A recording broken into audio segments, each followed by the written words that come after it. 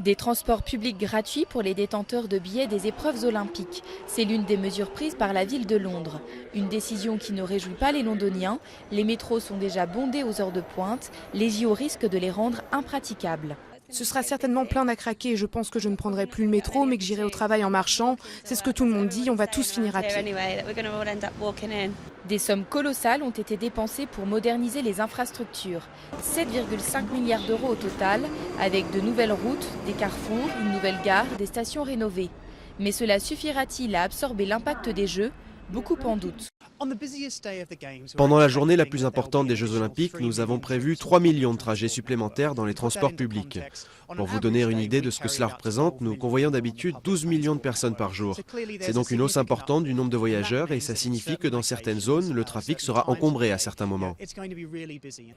Pour que les athlètes et les officiels puissent circuler sans perdre de temps, des voies spéciales seront créées sur quelques 48 km. Une perspective qui déplaît aux chauffeurs de taxi. Quand ça roule normalement, il y a deux voies. Je suis dans celle du milieu. L'une d'elles va devenir une voie réservée aux limousines, aux VIP, une voie olympique. Alors déjà là, on se rend bien compte de la densité du trafic. Mais imaginez le chaos si on bouscule tous les véhicules de la voie de droite sur celle-ci.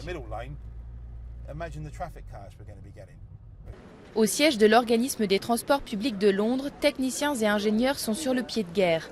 Ils simulent sur écran la circulation en surface pendant l'événement. Et selon eux, le flux moyen devrait atteindre 1100 véhicules par heure. Mon travail est de maintenir un réseau routier fluide pendant ces Jeux, mais pas juste pour les Jeux, aussi pour les Londoniens. Donc il y a deux objectifs, mais qui se trouvent souvent en conflit potentiel.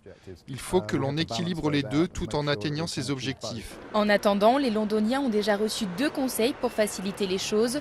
Partir plus tôt de leur travail ou attendre sagement la fin de l'heure de pointe pour voyager, quitte à passer 1 heure ou 2 dans un bar.